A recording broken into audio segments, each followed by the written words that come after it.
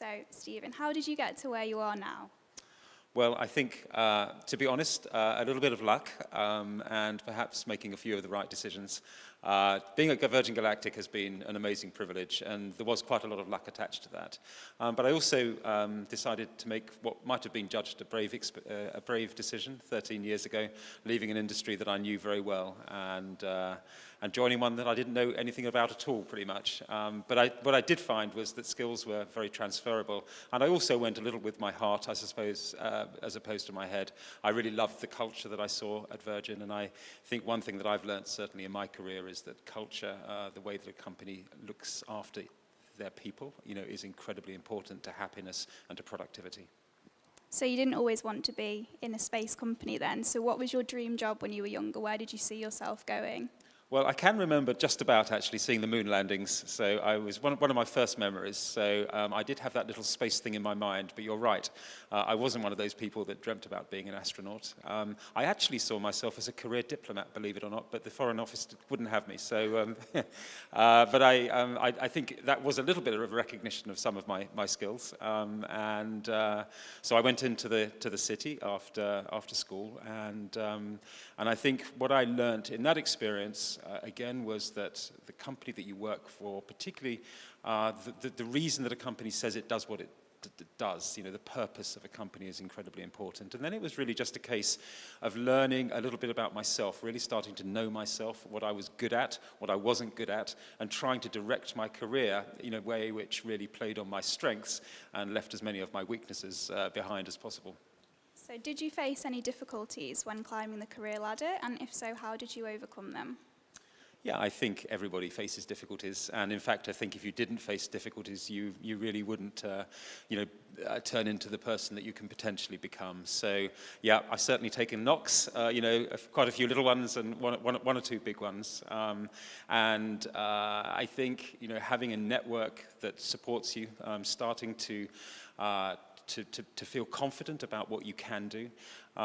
Some people are blessed with self-confidence. It's a huge gift if you've got it. Others aren't. And those that aren't have to work a little bit harder, I think, to take the knocks. One thing that I've learned, though, is that, it's very easy to worry about what other people are thinking about. Generally, they're thinking about themselves rather than you, so that worry is usually overdone. And then I think it is a case often of just standing back, just having a look at what went wrong, and really trying to learn, and if you keep on making the same mistake, then clearly something's wrong. But if you make it once and get better as a result, then you're just human and you're going to do great. So what would you say to students who have big career dreams but might be slightly too afraid to do them because they're afraid of failure or other people might deem them unrealistic? Well, I think those would be really two bad reasons not to follow career dreams. I mean, there may be other reasons more realistic reasons not to follow them, but being afraid of what people are going to say, particularly people who are saying it's just not realistic, is a bad course for life. So I would say, we live in an amazing time. I mean, opportunities are huge right now, and particularly during this time at university, there is so much help around, there is so much support. Information has never been more accessible. So you can really equip yourself in a way that probably, we've never been able to equip ourselves before, to make smart decisions. And so I would say always be smart, read, do the research, get support from the network. But if it just comes to making a decision, as we say at Virgin, eventually you've just got to screw it, let's do it. Given the risk you took being Virgin Galactic's first employee, would you encourage others to take risks, or would you encourage them to stay on a career path? Well, I personally would encourage people to take some risks in life. As they say, this is no dress rehearsal. We only get one shot at it.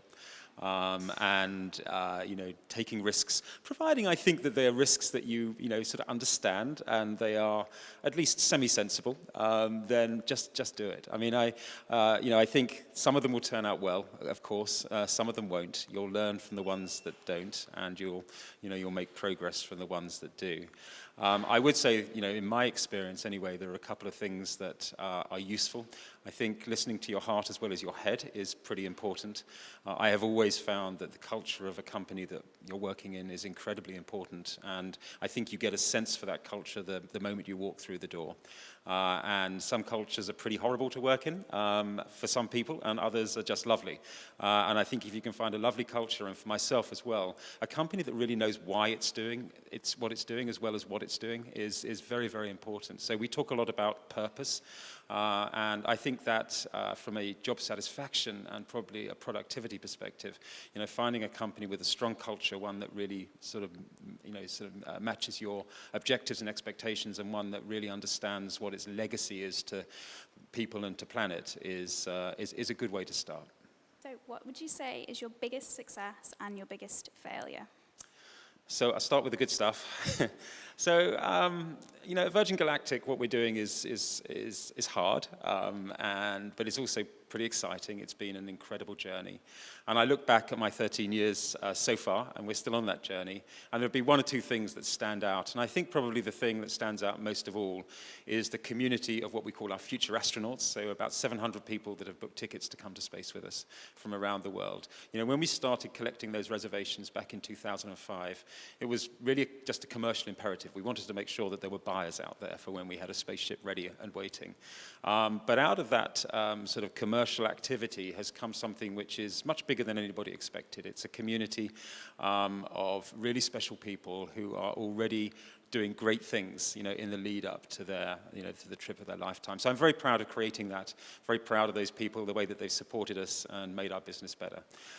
In terms of failures, I would say, there's been lots, clearly, but being here tonight with students, I do look back at the start of my career.